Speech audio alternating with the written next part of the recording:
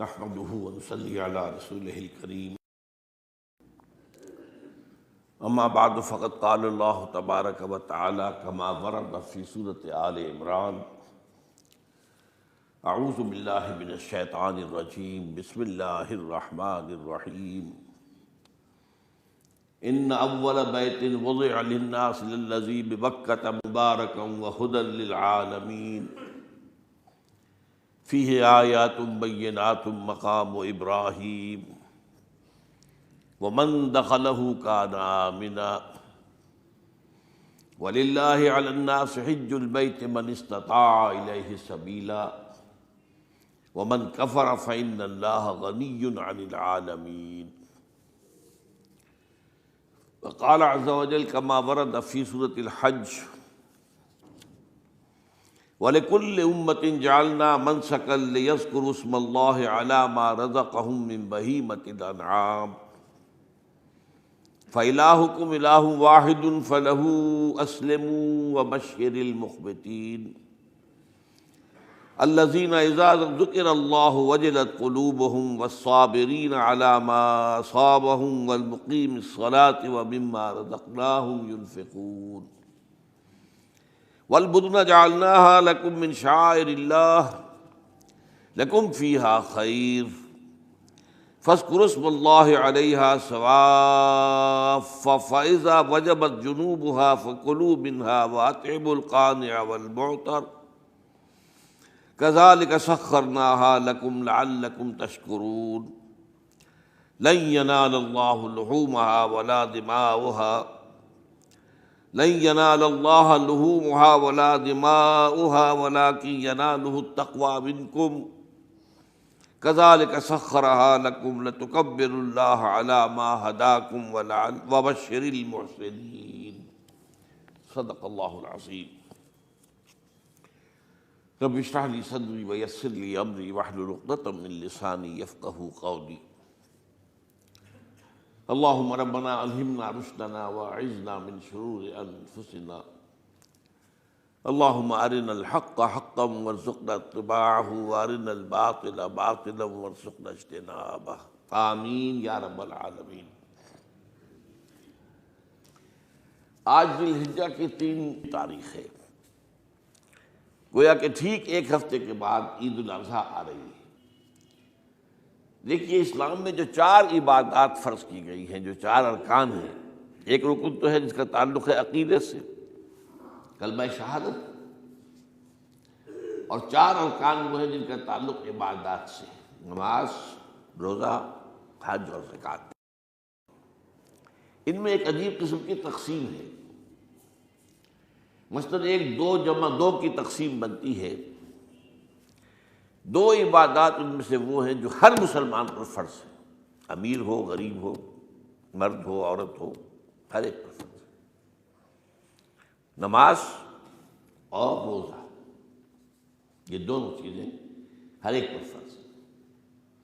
لیکن 2 وہ ہیں کہ جو صرف صاحب استطاعت لوگوں پر فرض ہیں، وہ عام نہیں ہیں۔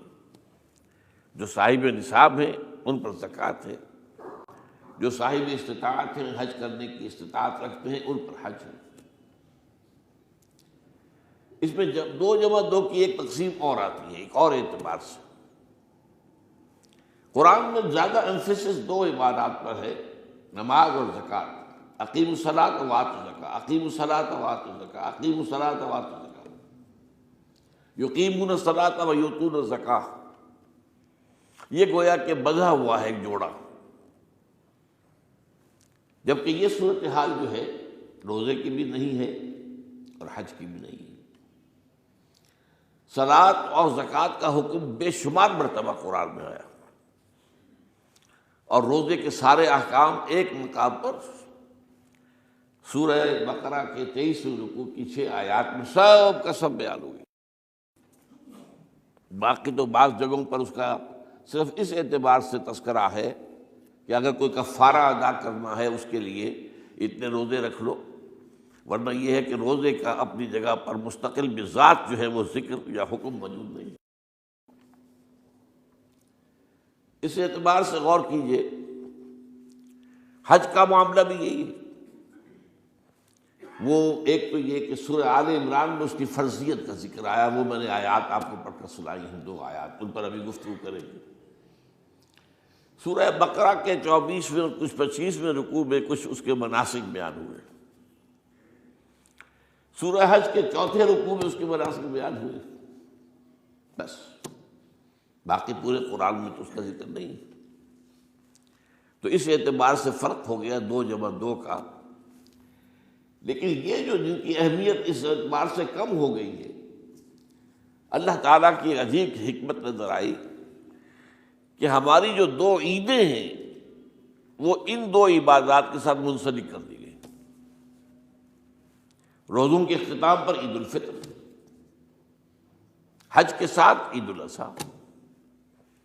تو گویا کہ ان 2 عبادات کی اہمیت میں اگر کسی درجے میں کوئی کمی محسوس ہوتی ہے قرآن مجید کے بیان کے حوالے سے، تو اس کی تلافی اس سے ہو جاتی ہے کہ عیدین ہماری 2 ہی عیدیں ہیں، 2 ہی تہوار ہیں، اور وہ ان 2 عبادات کے ساتھ جوڑ دیے گئے۔ اب آخری بات سمجھیے، 3 جمع 1 کی بھی ایک تفریق ہے۔ 3 عبادات وہ ہیں جو مؤقت ہیں صرف، یعنی معلق بالزمان، ان کا تعلق وقت کے ساتھ ہے، یہ نہیں کہ کسی خاص جگہ سے متعلق ہے۔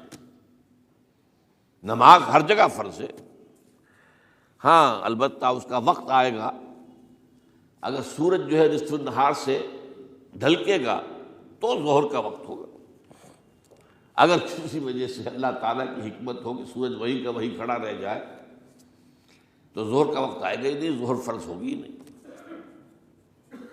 مغرب اسی وقت فرض ہوگی جبکہ سورج غروب ہو جائے، اگر کسی وجہ سے سورج غروب نہ ہو، اور کیا پتہ یہ ساری باتیں جو ہے قیامت کا جو زلزلہ آنے والا ہے اس میں یہ ساری ہی باتیں ہونے والی ہیں، سورج مغرب سے طلوع ہوگا یہ تو وضاحت کے ساتھ کہا گیا ہے، تو مغرب کا وقت نہیں آئے گا۔ اسی طریقے سے رمضان کا مہینہ آئے گا تو روزے فرض ہوں گے۔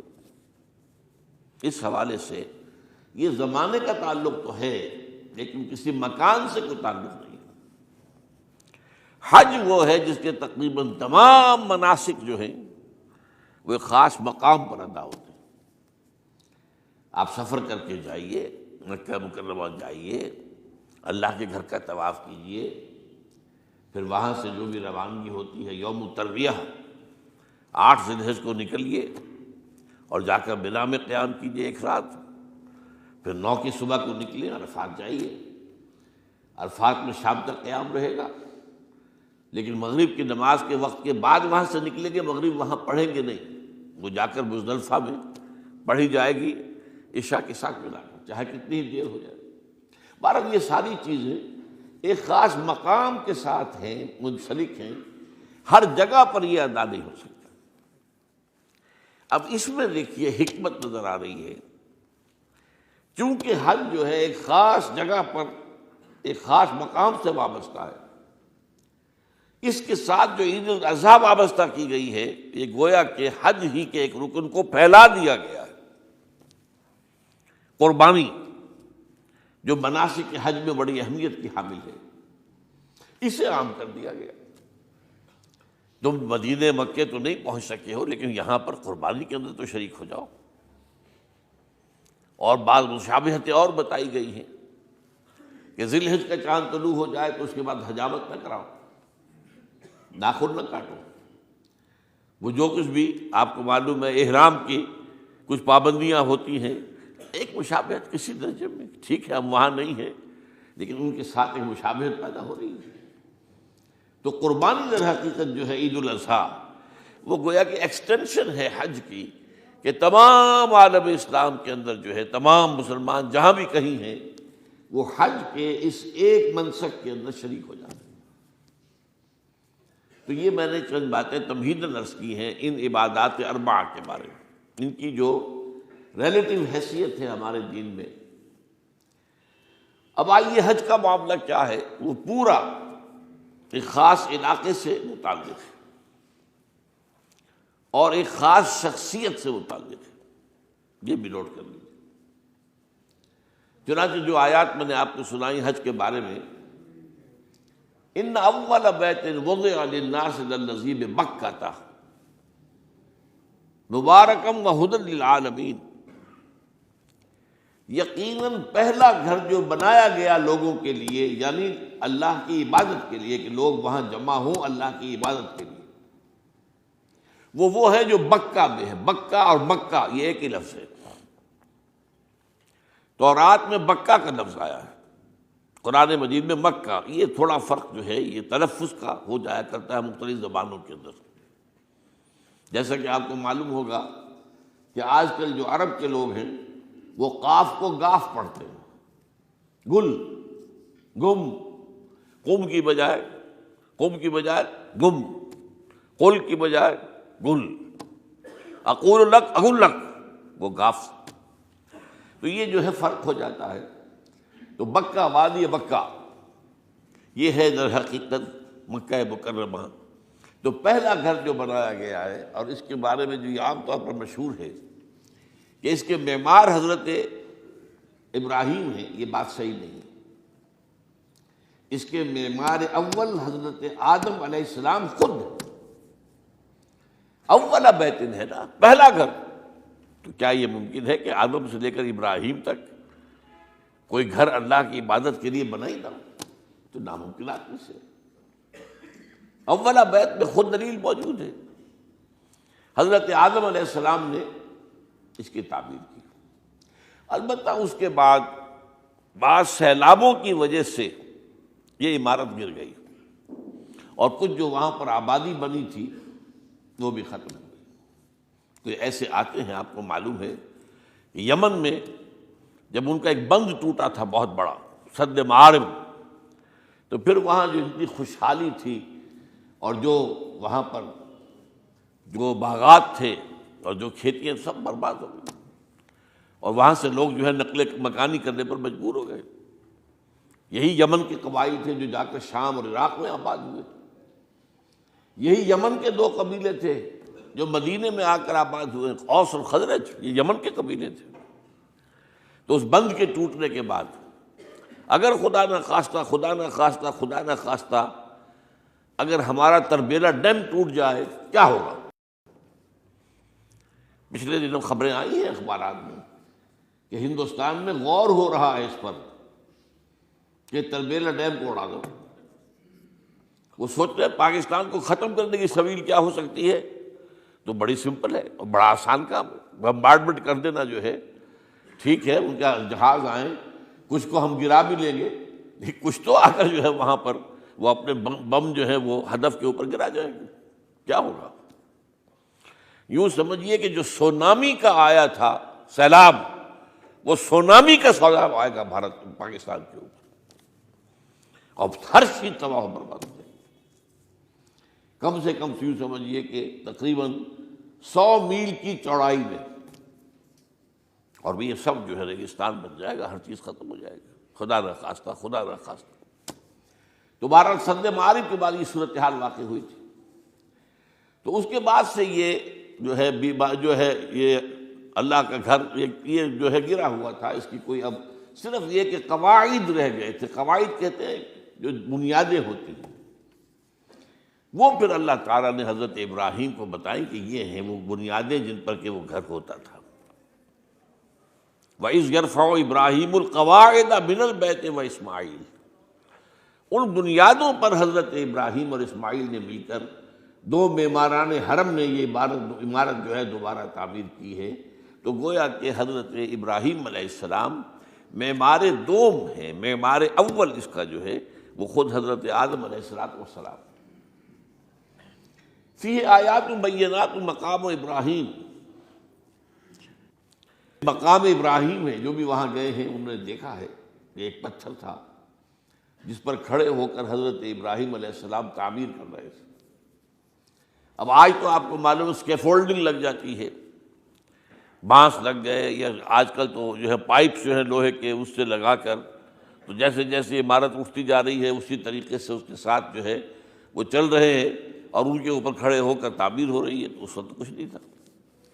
تو ایک پتھر ایسا تھا کہ جو خود بخود اٹھتا تھا، پھر اللہ تعالیٰ کے اٹھانے سے، یا یوں کہیے کہ ملائکہ کے اٹھانے سے، اور اسی پر حضرت ابراہیم کھڑے ہو کر وہ پتھروں کے اوپر پتھر رکھتے جا رہے تھے، اور اس کی وجہ سے اس پتھر کے اوپر کتنی دیر کھڑے رہنا ہوا ہوگا حضرت ابراہیم علیہ السلام کا کہ اس پر ان کے پاؤں کے نشان بن گئے۔ وہ ہے مقام ابراہیم، جو آپ نے دیکھا ہوگا کہ وہاں ایک بہت خوبصورت قسم کا ایک پنجرا سا بنا ہوا ہے، اور اس کے اندر وہ مقام ابراہیم ہے۔ اور جب بھی طواف کرتے ہیں تو طواف کے بعد 2 رکعتیں جو ہیں وہ پڑھی جاتی ہیں ابراہیم، مقام ابراہیم کے پیچھے، جتنا بھی قریب تر ہو کر پڑھا جا سکے، لیکن بہرحال رخ ادھر ہے۔ تو فی آیات بینات مقام ابراہیم ومن دخلہ کان آمنا۔ تو ایک تو یہ کہ وہ نشانیاں ہیں، وہ اللہ تعالیٰ جن لوگوں کی کہ دل کی آنکھ کھلی ہو، روحانی آنکھیں کھلی ہو، ان کو دکھاتا ہے، اور ایک وہ ہے کہ جو ہماری ان سامنے کی ظاہری آنکھوں کو بھی نظر آتی ہے۔ یہ نوٹ کر لیجئے کہ یہ مقام امن کا گہوارہ رہا ہے۔ عرب میں لوٹ مار، قتل غارت، قتل کے بدلے میں قتل، پھر قتل کے جواب میں قتل چلتا تھا، لیکن اس وقت بدترین دور میں بھی عربوں کا معاملہ یہ تھا کہ کوئی شخص فرض کیجئے کہ وہ کئی مہینے سے اپنے باپ کے قاتل کو ڈھونڈ رہا ہے تاکہ قصاص لے سکے، بدلہ لے سکے، اسے قتل کر سکے، اسے کہیں نظر نہیں آ رہا، اچانک حرم میں نظر آ جاتا ہے، وہاں وہ نقصان نہیں پہنچائے گا اسے۔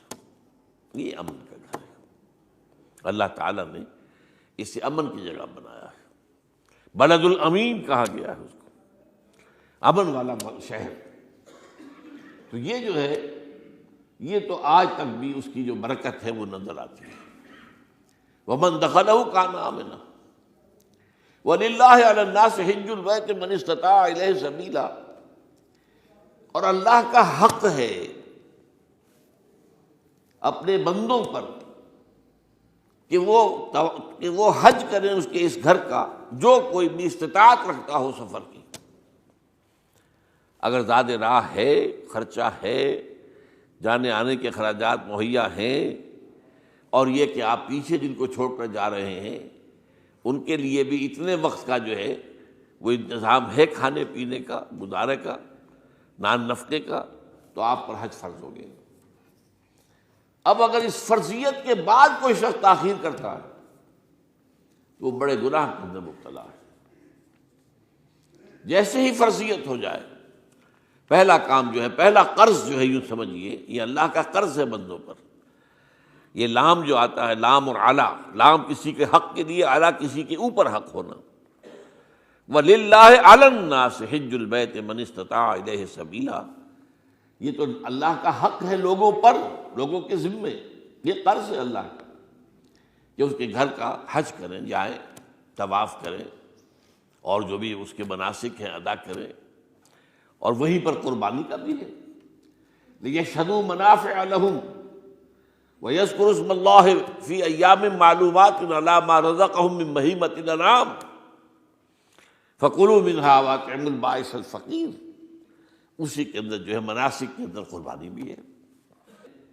افریقہ میں آپ کو معلوم ہے، شمالی افریقہ میں زیادہ تر لوگ جو ہیں جیسے کہ ہندوستان پاکستان میں ویسے ہیں، لیکن آپ جنوب میں چلتے جائیے تو رنگ گہرا ہوتا چلا جائے گا، انتہائی سیاہ رنگ، وہ بھی ہے، سب آ رہے ہیں، شکلیں جدا ہیں، زبانیں جدا ہیں، لیکن سب کے سب جو ہے ایک ہی نغمہ ان کی زبان پر ہے ایک ہی نغمہ، کہیں واضح کہیں مبہم، وہ ایک ہی مذہب، لبیک اللہم لبیک لبیک لا شریک لک لبیک ان الحمد والنعمت لک والملک لا شریک لک۔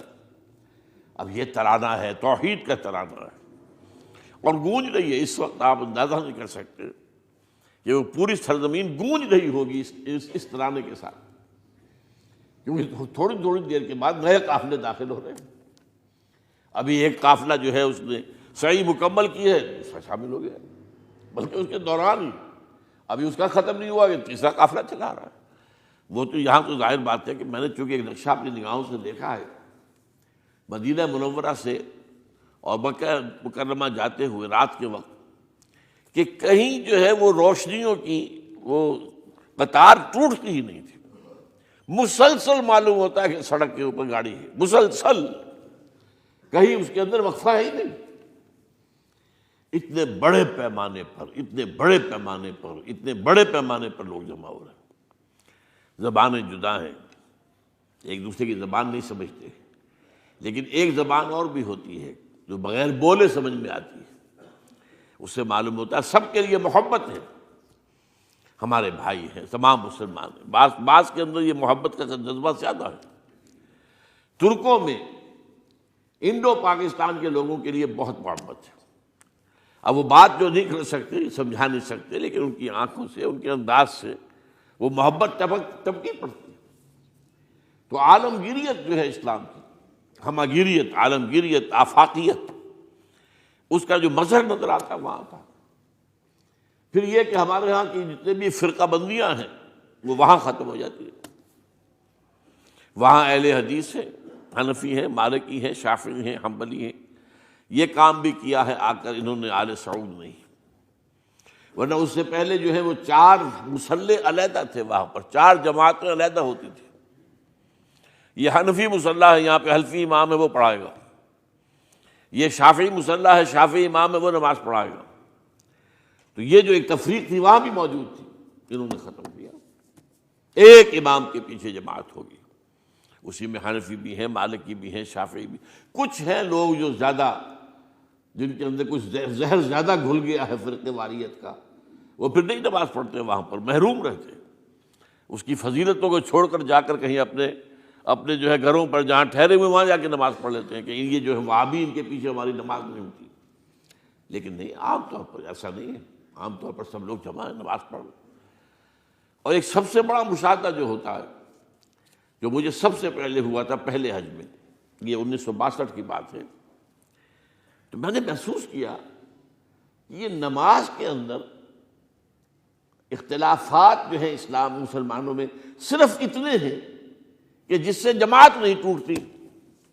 اختلافات ہے، رفع یدین ہے یا نہیں ہے، آمین بالجہر ہے یا نہیں ہے، اختلافات تو ہیں، لیکن جماعت نہیں ٹوٹتی۔ وہ جو ڈرل ہے، ڈرل جیسے کہ ڈرل ہوتی ہے، آرمی پریڈ ہو رہی ہے، وہ ڈرل ختم نہیں ہوتی۔ ایسا نہیں ہے، میں نے جب سوچا اگر کسی مسلک کے نزدیک رکوع بھی 2 ہوتے، جیسے سجدے 2 ہیں، تو وہ لوگ تو ایک رکوع کے بعد دوسرا رکوع کرتے اور باقی لوگ سجدے میں چلے گئے ہوتے، جماعت ٹوٹ جاتی۔ یا اگر کسی کے نزدیک ہر رکعت کے اندر جیسے رکوع ایک ہے، سجدہ بھی ایک ہی ہوتا، تو کچھ لوگ تو ایک سجدہ کر کے کھڑے ہو جاتے ہیں اور دوسرے لوگ جو ہے دوسرا سجدہ کر رہے ہوتے، جماعت ٹوٹ جاتی۔ تو یہ میں سمجھتا ہوں کہ یہ کس کی حکمت ہے، کس نے یہ طے کیا کہ ٹھیک ہے آپ میں رنگا رنگی بھی ہو، اے ذوق اس چمن کو ہے زیب اختلاف سے، اختلاف بھی ہے، رفع یدین بھی ہو رہا ہے، آمین بالجہر بھی ہو رہا ہے، نہیں بھی ہو رہا ہے، سب کچھ ہے، لیکن وہ اجتماعیت نہیں ٹوٹ رہی۔ یہ وہ یوں سمجھیے کہ یہ زندہ معجزہ ہے اسلام کا کہ 1400 برس بیت گئے ہیں اور کتنے بڑے علاقے میں یہ اسلام پھیلا ہے، اور یہ کہ مختلف مسالک وجود میں آئے، اس میں کوئی شک نہیں ہے۔ حنفی ایک علاقے کے اندر آپ کو ملیں گے صرف شافعی، ہندوستان کا بھی مغربی ساحل کے صرف شافعی ملیں گے آپ کو۔ اس سے آگے آپ جائیے، چونکہ یہ عرب تاجروں کے ذریعے سے ایمان لائے ہیں یہ لوگ، سری لنکا کے لوگ ہیں، انڈونیشیا کے لوگ ہیں، ملیشیا کے لوگ، سب شافعی ہیں۔ ہندوستان میں چونکہ اوپر سے شمال سے آیا ہے اسلام، یہ ترکوں کے ذریعے سے آیا ہے، اور وہ کٹر حنفی تھے، یہاں حنفیت آئی ہے۔ ترک جو ہے کٹر حنفی، یہ ترکی تو تھے جو آئے تھے۔ یہ کون تھا؟ محمود غزنوی کون تھا؟ سبکتگین کون تھا؟ الپتگین کون تھا؟ بختیار کاکی کون تھا؟ قطب الدین بختیار، یہ کون تھے؟ سب ترک۔ اور ترک بھی کون؟ غلامان، خاندان غلامان یاد کیجیے۔ لیکن بہرحال ان کے ذریعے سے جو اسلام ان کے ساتھ آیا ہے وہ خالص حنفی اسلام، تو کوئی حرج نہیں، وہاں جا کر سب جمع ہو جاتے ہیں ایک وحدت کے اندر۔ تو یہ چند مشاہدات وہاں کے ہوتے ہیں جو ہماری ظاہری آنکھوں کو بھی نظر آ جاتے ہیں، جس کا کہ قلب کے اوپر بڑا گہرا اثر پڑتا ہے۔ اب میں ایک موضوع لے رہا ہوں یہ جو قربانی کا مسئلہ ہے، اس کے بارے میں ایک زمانے میں تو بہت منکرین حدیث کی طرف سے اس کے خلاف بڑی جو ہے ایک مہم چلی تھی کہ ختم کیا جائے اس کو، یہ خام خواہ جو ہے خرچ ہوتا ہے بہت بڑا اور ضائع ہوتا ہے گوشت، اتنے بڑے پیمانے پر گوشت ہوتا ہے کھایا نہیں جاتا۔ اچھا ایک زمانے میں فریج بھی نہیں تھے، یہ بھی نہیں کہ آپ محفوظ کر دیں، گوشت ضائع بھی ہو سکتا تھا، اور بھی چیزیں جو ہے وہ گوشت کی وہ صحیح طور سے استعمال نہیں ہوتی تھی۔ تو اس کے اوپر بڑا پروپیگنڈا منکرین حدیث کا رہا کہ یہ جو ہے قربانی صرف حج کے موقع پر ہے۔ میں اس کی نفی کے لیے آج آپ کو بتا رہا ہوں کہ سورہ حج کے اندر جو 2 رکوع ہیں، ایک چوتھا ایک پانچواں، چوتھے رکوع میں بھی قربانی کا ذکر ہے، پانچویں میں بھی قربانی کا ذکر ہے۔ یہ ایک دم جو ہے ایک جگہ پر جو 2 طرح کی قربانیوں کا ذکر ہو رہا ہے، یہ کیوں ہو رہا ہے؟ چوتھے رکوع میں وہ مناسک حج کے ساتھ اس کا ذکر ہے، وہاں جو فرمایا گیا لِيَشْهَدُوا مَنَافِعَ لَهُمْ وَيَذْكُرُوا اسْمَ اللَّهِ عَلَىٰ مَا رَزَقَهُم مِّن بَهِيمَةِ الْأَنْعَامِ فِي أَيَّامٍ مَّعْلُومَاتٍ عَلَىٰ مَا رَزَقَهُم مِّن بَهِيمَةِ الْأَنْعَامِ فَكُلُوا مِنْهَا وَأَطْعِمُوا الْبَائِسَ الْفَقِيرَ۔ وہاں پہ قربانیاں دو، پھر اللہ کا نام لو، ان جانوروں پر جو اللہ نے تمہیں عطا کیے ہیں، ان جو معین دنوں کے اندر دو، فی ایام معلومات، اور پھر اس میں سے خود بھی کھاؤ، اور جو ہے جو جیسے صدقہ کا گوشت ہوتا ہے وہ نہیں ہے، وہ قربانی کا گوشت ہے، اس میں سے آپ خود بھی کھائیں اور غرباء کو کھلائیں، غریبوں کو دیں، مساکین کو دیں۔ تو یہ پورا حکم آ چکا ہے چوتھے رکوع کے اندر۔ پانچواں رکوع پورا کا پورا جو ہے وہ عید الاضحیٰ پر ہے میرے نزدیک۔ یہی حکمت صوم کے بارے میں ہے کہ وہاں جب ایک حکم تکرار کر کے آیا کہ پہلے فرما دیا گیا فمن کان منکم مریضا او علی سفر فعدۃ من ایام اخر، اگر بیمار ہو کوئی اور یہ یا کہ سفر پر ہو تو وہ تعداد دوسرے دنوں میں پوری کرے۔ پھر کیا وجہ دوبارہ آ رہا ہے؟ شہر رمضان الذی انزل فیہ القرآن ھدی للناس وبینات من الھدی والفرقان فمن شہد منکم الشہر فلیصمہ ومن کان مریضا او علی سفر فعدۃ من ایام اخر۔ کیوں؟ یہ تو ادبی اعتبار سے یہ کلام کا عیب شمار ہوتا ہے، تکرار بلا کسی سبب کے، نہیں سبب کے بغیر نہیں ہے۔ وہاں کیا تھا؟ وہاں ان 2 رعایتوں کے ساتھ تیسری بھی شامل تھی کہ اگر صحیح ہو اور مقیم ہو پھر بھی روزہ نہ رکھو تو ایک مسکین کو کھانا کھلا دو۔ یہ رعایت ختم ہوئی ہے رمضان کے روزے کے ساتھ، اب رکھنا پڑے گا روزہ، اور اگر بیمار ہو یا سفر پر ہو تو ٹھیک ہے دوسرے دنوں میں پورا کرو، پورا کرنا لازم ہے اس کو۔ تو یہ چیز جو ہے یہ در حقیقت کسی وجہ سے ہوتی ہے۔ بالکل یہی بات ہے سورہ حج کے چوتھے رکوع کے اندر، وہ جو قربانی ہے حج کے ساتھ اس کا ذکر آ چکا۔ اب سنیے یہ جو آ رہا ہے، فرمایا وَلِكُلِّ أُمَّةٍ جَعَلْنَا مَنْسَكًا، ہر امت پر ہم نے ایک جو ہے قربانی کا معاملہ نازل وہ جو ہے فرض کیا ہے۔ میں نے چونکہ آج شروع میں کہا تھا کہ صوم اور حج میں کچھ مشابہتیں ہیں۔ دیکھیے صوم کا حکم بھی آیا تھا تو کس طور سے آیا تھا؟ یا ایھا الذین آمنوا کتب علیکم الصیام کما کتب علی الذین من قبلکم لعلکم تتقون، اہل ایمان تم پر روزہ رکھنا فرض کیا گیا جیسے کہ فرض کیا گیا تھا ان پر جو تم سے پہلے تھے۔ یہاں پر اسی حوالے سے بات ہو رہی ہے کہ اے مسلمانوں یہ قربانی صرف تم پر فرض نہیں کی جا رہی، یہ تو ہر امت پر، ہر نبی ہر رسول کی امت۔ وَلِكُلِّ أُمَّةٍ جَعَلْنَا مَنْسَكًا لِيَذْكُرُوا اسْمَ اللَّهِ عَلَيْهَا، تاکہ وہ نام لیں اللہ کا، عَلَىٰ مَا رَزَقَهُم مِّن بَهِیمَةِ الْأَنْعَامِ، جو کچھ اللہ تعالیٰ نے انہیں رزق دیا ہے۔ یہ چوپائے جو ہیں حیوانات قسم کے، ان پر اللہ کا نام لے کر چھری پھیری جائے، اللہ کے نام سے ان کو ذبح کیا جائے۔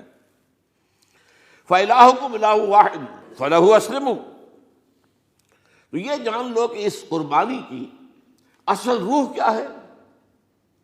وہ یہ ہے کہ اللہ تمہارا ایک الہ ہے، اسی کے سامنے تمہیں سر جھکانا ہے۔ یہ روح تقویٰ اگر نہیں ہوگی تو یہ قربانی بے معنی ہو جائے گی۔ نماز و روزہ و قربانی و حج یہ سب باقی ہیں، تو باقی نہیں ہے۔ جب اللہ تعالیٰ کے ساتھ تعلق نہیں ہے تو یہ ساری چیزیں ریچولز بن جائیں گی۔ اب یہ بھی ہوتا ہے 20-25 ہزار کے بکرے جو ہیں وہ لوگ لیتے ہیں، پھر ان کو گھماتے ہیں پھراتے ہیں، ان کے اوپر ریشمی چادریں چڑھاتے ہیں، ان کو جو ہے وہ مہندی لگا کر. بہرحال وہ چیزیں جو ہیں یہ اظہار اس طرح کا یہ تو پسندیدہ نہیں ہے. تو یہ تو لوگوں کو دکھانے کی بات ہے اور اپنے پیسے کی جو ہے اپنی دولت کے اظہار کا ایک ذریعہ ہے. لیکن یہ کہ بہرحال قربانی انسان کرے اور یہ کہ اس کے اندر روح جو ہے تقویٰ کی وہ موجود ہوگی. فَإِلَٰهُكُمْ إِلَٰهٌ وَاحِدٌ فَلَهُ أَسْلِمُوا وَبَشِّرِ الْمُخْبِتِينَ. اور اے نبی ان لوگوں کو بشارت دے دیجئے کہ جو اللہ کے سامنے جھکے رہتے ہیں، خشوع اور خضوع کی شکل اختیار کرتے ہیں. الذین اذا ذکر اللہ وجلت قلوبہم، وہ لوگ کہ جب اللہ کا نام لیا جائے تو ان کے دل لرز اٹھتے ہیں. والصابرین علی ما اصابہم، اور صبر کرنے والے جبکہ ان چیزوں پر کہ جو اللہ کی طرف سے ان پر آ گئی ہوں، مصیبتیں، کوئی تکالیف. والمقیم الصلاۃ، اور نماز کو قائم کرنے والے. ومما رزقناہم ينفقون، اور جو کچھ ہم نے انہیں دیا ہے اس میں سے خرچ کرنے والے. یہ ایک نظام ہے پورا کا پورا جو اس آیت میں بیان کر دیا گیا. اس کا ایک جز جو ہے وہ یہ بھی ہے وَلِكُلِّ أُمَّةٍ جَعَلْنَا مَنسَكًا. یہ قربانی کا معاملہ جو ہے یہ بھی ہم نے ہر امت کے اوپر فرض کیا، ہر امت جو ہے اس کے اوپر لازم کیا گیا، اور اے مسلمانوں آج تم پر بھی لازم کیا جا رہا ہے. وَالْبُدْنَ جَعَلْنَاهَا لَكُم مِّن شَعَائِرِ اللَّهِ، اور یہ جو قربانی کے اونٹ ہیں، یہ خاص طور پر چونکہ عرب میں تو اونٹ کی قربانی ہوتی تھی، دوسرے جانور تو وہاں کم ہوتے ہیں، اور بہرحال ان کی قیمتی متاع بھی اونٹ ہے. وَالْبُدْنَ جَعَلْنَاهَا لَكُم مِّن شَعَائِرِ اللَّهِ، یہ اللہ تعالیٰ کے شاعر میں سے. یہ اونٹ جو ہے یہ قربانی کا اونٹ ہے، یہ مکے لے جایا جا رہا ہے، یا یہ بکرے اور یہ مینڈے جو ہیں یہ قربانی کے ہیں، یہ وہاں جا رہے ہیں. تو یہ بھی گویا کہ ایک طرح سے اللہ کی نشانیاں بن جاتی ہیں. ان کے حوالے سے اللہ تعالیٰ کا ایک تصور اور اللہ تعالیٰ کے ساتھ ایک ذہنی رشتہ قائم ہوتا ہے. لیکن فیہا خیر، تمہارے لیے اس میں خیر ہے، بھلائی ہے. چنانچہ جب وہ جاتے تھے حج کے لیے تو جو بھی ان کے ساتھ دودھ دینے والا جانور ہے، قربانی کی نیت ہے لیکن دودھ جو ہے اس کا استعمال کر سکتے ہیں درمیان میں، اور بھی کوئی اگر ان کی کوئی چیزوں سے فائدہ اٹھانا ہو. لکم فیہا خیر. فاذکروا اسم اللہ علیہا، تو اب ان کا اللہ کا نام لو اس کے اوپر. صواف، صفیں باندھ کر وہ اونٹ کھڑے ہوتے ہیں اور ان کو نحر کیا جاتا ہے. آپ کو معلوم ہے ذبح نہیں ہوتا اونٹ، اتنا بڑا جانور ہے، گردن کتنی موٹی ہے، اس کا ذبح کرنا بڑا مشکل ہے. نہر کہتے ہیں اس کو. کھڑا ہے اونٹ اور ایک برچھا، چھوٹا سا برچھا ہے جو اس کے یہاں گردن کے یہ جہاں آ کر دونوں ہنسلیاں ملتی ہیں وہاں پر مارا جاتا ہے. اور یہاں سے جو بہت بڑی وین ہے وہ در حقیقت ایورٹا، وہ جو ہے ختم ہوتا ہے تو وہاں سے خون کا پھر فوارہ آتا ہے. اور اس کے بعد پھر وہ اونٹ کھڑا کھڑا وہ رفتہ رفتہ اس کا جب خون نکل جاتا ہے تو وہ کمزور ہو کر نیچے گر جاتا ہے. یہ نہر ہے. اقول قولی ھذا واستغفر اللہ لی ولکم ولسائر المسلمین والمسلمات.